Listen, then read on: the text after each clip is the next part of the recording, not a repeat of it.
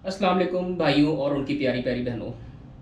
K2 का tour करने का दिल तो हर हाइकर और ट्रैकर का करता है, लेकिन हर शख्स अपनी ज़िंदगी में ये ट्रैक नहीं कर पाता। आखिर इसकी क्या वजह है? क्या ये जानलेवा है? नहीं। क्या ये कोई बहुत ही मुश्किल ट्रैक है? नहीं, हरगिज़ नहीं। तो फिर इसकी क्या वजह हो सकती है?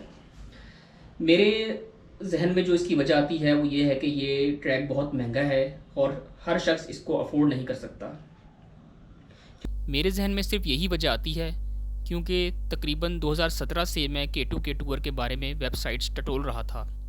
इस वक्त इसके चार्जेस 50 से 60 हज़ार के करीब थे, लेकिन उस वक्त हालात ये थे कि इतने पैसे भी नहीं थे।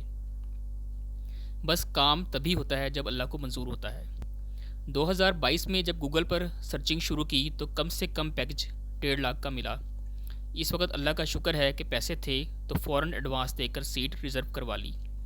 लेकिन जब बिल्कुल दिन करीब आ गए तो टूर ऑपरेटर ने अपनी मजबूरी जाहिर की कि पेट्रोल प्राइसेस एकदम बढ़ जाने से हमारे खराजात पूरे नहीं हो रहे, आपको पैसे बढ़ाने पड़ेंगे। चारों नाचार हमने टूर का 1,80,000 रुपये पे किया और ये पैकेज सिर्फ स्कर्दू से स्कर्दू तक का था। लाहौर से स्कर्दू मैंने खुद पहुंचना था, इसका ख़र्चा अलग था। इसके अलावा टूर की तैयारी के अखराजात मिलाकर कम से कम 3.25 लाख रुपया इस टूर पर लग गया और अब 2023 के लिए चार्जेस 2.5 लाख तक कर दिए गए हैं। सवाल ये है कि ये टूर इतना महंगा क्यों है? इसका जवाब मैं इस वीडियो में देने की कोशिश करूँगा।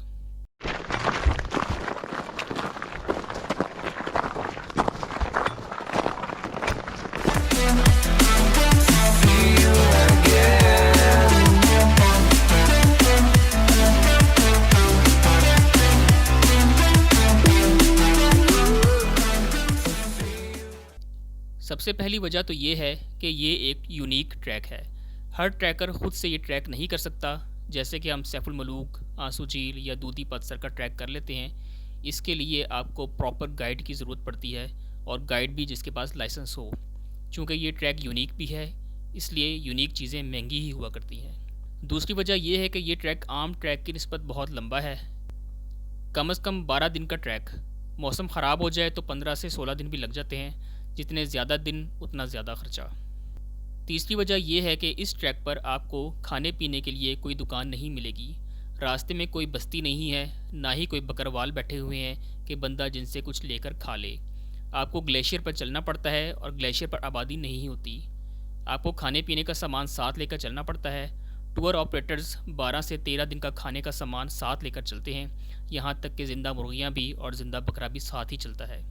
ग्रुप में जितने बंदे होंगे इस हिसाब से सामान लेना पड़ेगा और उसको उठाने के लिए उतने ही पोर्टर्स और खाना पकाने के लिए किचन का अमला। पूरा किचन आपके साथ साथ चलता है।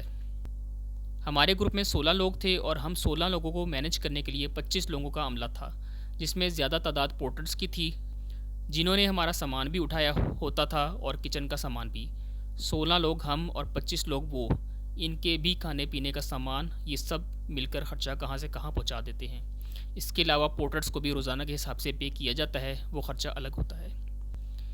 इसके अलावा चूँकि रोज़ाना आपको 6 से 8 घंटे चलना होता है और आपको एनर्जी की ज़रूरत होती है और टूर ऑपरेटर को भी इस बात का अंदाज़ा होता है, लिहाजा वो खाने पीने में भी कोई कमी नहीं उठाते। आमतौर पर हम टूर ऑपरेटर्स के साथ जो टूर करते हैं इनमें सिर्फ सुबह का नाश्ता और रात का खाना ही शामिल होता है, मगर K2 के ट्रैक पर सुबह का नाश्ता शानदार होता है, जिसमें चाय, कॉफ़ी, दलिया, पराठा, अंडा, गर्म पानी, शहद वगैरह शामिल होते हैं। जब ट्रैक स्टार्ट करते हैं तो किचन का अमला हर शख्स को एक एक पैकेट देता है, जिसमें दौरान ट्रैक खाने पीने के लिए कुछ चीज़ें होती हैं, मसलन उबला हुआ अंडा, उबला हुआ आलू, ड्राई फ्रूट्स, खुबानी, खुश्क रोटी वगैरह, ताकि दौरान ट्रैक आपकी एनर्जी बहाल रहे। फिर हर रोज़ 3 से 4 घंटे बाद लंच साइट मुकर्रर की जाती है, जहाँ पहुँचकर लंच ब्रेक होती है। किचन का अमला अपना किचन लेकर हमसे पहले वहाँ पहुँचा होता है और हमारे लिए कभी नूडल्स का सूप, कभी वेजिटेबल का सूप तैयार करके रखता है ताकि एनर्जी बहाल हो जाए और हम बकाया ट्रैक के लिए ताज़ा दम हो जाएं। लंच ब्रेक के बाद जब हम मंजिल पर पहुंचते हैं तो वहां पहुंचकर हल्का फुल्का खाने के लिए दिया जाता है, मसलन कभी पकौड़े वगैरह, कभी चाय बिस्किट, ताकि रात के खाने तक हौसला हो जाए। रात का खाना भी बेहतरीन दिया जाता है, दाल चावल, दाल रोटी, सब्ज़ी, अचार, मटन वगैरह। चाय और कॉफ़ी तो किचन टेंट में हर वक्त मैसर होती है, जितनी चाहे पियो। अब जब इतना कुछ पकाया जाता है तो इसको पकाने के लिए आपको चूल्हे की ज़रूरत होती है और चूल्हा चलता है तेल से, क्योंकि ग्लेशियर पर दरख्त नहीं होते कि जलाने के लिए लकड़ी मिल जाए।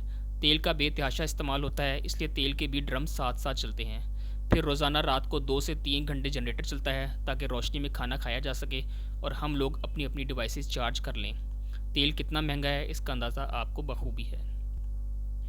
तेल से ये बात भी याद आ गई कि जब आप सकरदू एयरपोर्ट उतरते हैं तो आपको पिक एंड ड्रॉप भी टूर ऑपरेटर की तरफ से दी जाती है। ये इनके पैकेज में शामिल होती है। इसके अलावा सकरदू से स्कोले और फिर वापसी पर फिर स्कोले से सकरदू के लिए जीप चार्जेस भी इसमें शामिल होते हैं। जितने लोग होते हैं उस हिसाब से जीपें भी होती हैं। कुछ जीपों में सामान होता है और कुछ जीपों में इंसान। केटू का टूर साल में गिनती के लोग ही करते हैं। केटू के टूर के लिए कम से कम 3 और ज़्यादा से ज़्यादा 4 महीने होते हैं, मई से अगस्त, और इन 4 महीनों की मार्केटिंग वो पूरे साल से कर रहे होते हैं, तब कहीं जाकर इनका ग्रुप मुकम्मल होता है। अब ग्रुप में 3 लोग हों या 13, उन्होंने टूर लेकर जाना होता है। टूर ऑपरेटर्स को भी इस बात का अंदाज़ा होता है, इसलिए भी टूर के चार्जेस ज़्यादा होते हैं। क्योंकि कोई ग्रुप कम और कोई ग्रुप ज़्यादा मेंबर्स पर मुश्तमिल होता है तो उनका बजट बैलेंस हो जाता है। किसी टूर में उनको नुकसान होता है तो किसी टूर में वो ये कसर निकाल देते हैं। इसके अलावा आर्मी चेक पोस्ट पर भी आपको ट्रैकिंग फ़ीस देनी होती है, जो लोकल ट्रैकर्स के लिए 2400 रुपये है। अब आ जाती है टूर की तैयारी यानी शॉपिंग की बारी। K2 का ट्रैक चूँकि आम ट्रैक से मुख्तलिफ है, इसलिए इसकी तैयारी भी अच्छी खासी करनी पड़ती है। मौसम बहुत गैर यकीनी होता है, लिहाजा ज़रूरत पड़े या ना पड़े आपको अपना पूरा बंदोबस्त करके जाना होता है। स्लीपिंग बैग आपका अच्छा वाला होना चाहिए जो -20 डिग्री सेंटीग्रेड तक भी आपको गर्म रख सके। एक स्लीपिंग मैट आपको टूर कंपनी की तरफ से मिलता है, एक आपके पास अपना होना चाहिए क्योंकि ग्लेशियर में और ठंड में एक काफ़ी नहीं होता। डाउन जैकेट और ट्राउज़र, रेन कोट, अच्छा वाला backpack, 2 other trekking sticks, waterproof gloves, hat या कैप, अच्छे वाले ट्रैकिंग बूट्स कम से कम 2, क्योंकि एक तो सबके तकरीबन टूट ही जाते हैं।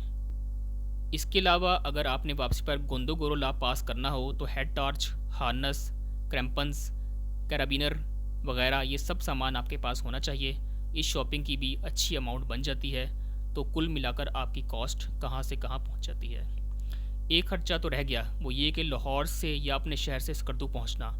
अगर आप बाय एयर आते हैं तो लाहौर से कम 27,000 की इसकी रिटर्न टिकट बन जाती है, और बाय रोड आएँ तो शायद थोड़ी सी बचत हो जाए।